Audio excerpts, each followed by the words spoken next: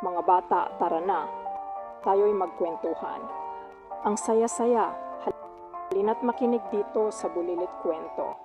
Bakit nga ba hindi pinapansin si Cinderella?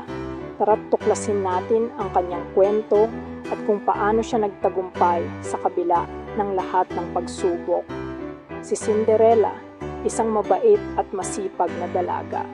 Kaso, hindi maganda ang ugali ng kanyang madrasta at mga kapatid sa kanya.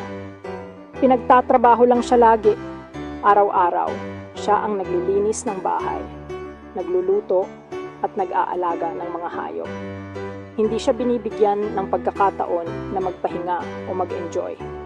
Isang araw, may balitang may malaking sayawan sa palasyo. Gustong-gusto ni Cinderella pumunta, pero wala siyang maisusuot na magandang damit. Ang kanyang mga kapatid ay abalang-abala sa paghahanda ng kanilang mga damit at alahas, habang si Cinderella ay naiwan sa bahay upang maglinis at maghanda ng kanilang mga gamit. Biglang dumating ang kanyang fairy godmother, isang mahiwagang nilalang na may kapangyarihang magbigay ng mga kahilingan.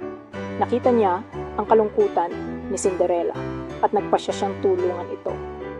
Gamit ang mahika, binigyan niya si Cinderella ng bonggang damit at karwahe. Ang dating simpleng damit ni Cinderella ay naging isang napakagandang gown na kumikislap sa ilalim ng buwan. Ang mga daga at ibon sa paligid ay naging mga kabayo at kutsero. Pero may bilin siya, dapat makauwi si Cinderella bago maghating gabi.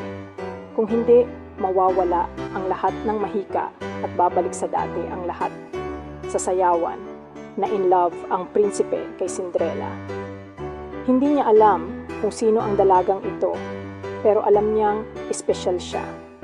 Magdamag silang nagsayaw at nag-usap at tila walang ibang tao sa paligid nila. Pero dahil sa bilin ng fairy godmother, umalis agad si Cinderella bago maghating gabi. Naiwan niya ang isa niyang sapatos na kristal. Sa kanyang pagmamadali, hindi niya napansin na natanggal ang isa niyang sapatos. Ang prinsipe ay nagulat at nagtataka kung sino ang may-ari ng sapatos na iyon. Hinanap ng prinsipe ang may-ari ng sapatos. Nag-ikot siya sa buong kaharian. Sinusubukan ang sapatos sa bawat dalaga. Maraming nagpilit na isuot ang sapatos, pero walang nagkasya. At nang makita niya si Cinderella, agad silang ikinasal at namuhay ng masaya. Ang sapatos ay eksaktong kasya kay Cinderella at doon napagtanto ng prinsipe na siya ang kanyang hinahanap. Huwag susuko sa mga pangarap. Kahit gaano kahirap ang buhay, laging may pag-asa. Si Cinderella ay isang halimbawa ng isang taong hindi sumuko sa kabila ng lahat ng pagsubok. Ang kanyang kabaitan at kasipagan ang nagdala sa kanya sa tagumpay. Sino pa sa tingin nyo ang karapat-dapat maging prinsesa? Maraming mga dalaga ang nangangarap na maging prinsesa, pero hindi lahat ay may pusong tulad ni Cinderella. Ang pagiging prinsesa ay hindi lamang tungkol sa kagandahan, kundi pati na rin sa kabutihan ng puso at kaluluwa. Ang kwento ni Cinderella ay nagpapaalala sa atin na ang tunay na kagandahan ay nasa loob. Sa kabila ng lahat ng hirap at pagsubok, ang kanyang kabutihan ang nagdala sa kanya sa tagumpay. Kaya't huwag tayong mawalan ng pag-asa at patuloy na magsikap para sa ating mga pangarap.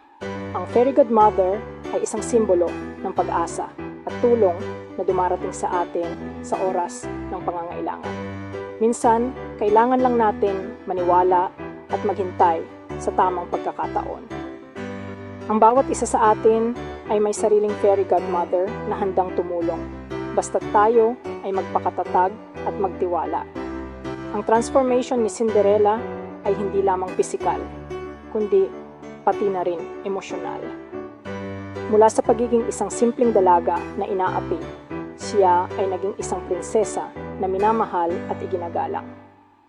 Ang kanyang kwento ay isang inspirasyon sa lahat ng tao na kahit gaano kahirap ang buhay, laging may pag-asa at bagong simula. Ang kanilang kasal ay nagdala ng kasiyahan at kasaganaan sa buong kaharian. Ang pagmamahalan nila ay naging inspirasyon sa lahat ng tao sa kanilang paligid. Ang kwento ni Cinderella at ng prinsipe ay nagpapaalala sa atin na ang tunay na pagmamahal ay nagtatagumpay sa lahat ng pagsubok. Ang legacy ni Cinderella ay hindi lamang sa kanyang kagandahan at kabaitan, kundi pati na rin sa kanyang determinasyon at lakas ng loob. Ang kanyang kwento ay patuloy na magbibigay inspirasyon sa mga susunod na henerasyon, kaya't huwag tayong mawalan ng pag-asa at patuloy na magsikap para sa ating mga pangarap. At dito, nagtatapos ang kwento ni Cinderella. Isang kwento ng pag-asa, pagmamahal at tagumpay. Sana'y nakuha natin ang aral na kahit gaano kahirap ang buhay, laging may pag-asa at bagong simula. Huwag tayong susuko sa ating mga pangarap at patuloy na magsikap para sa ating tagumpay. Maraming salamat sa inyong panonood. Huwag kalimutang mag-subscribe, like, comment, and share.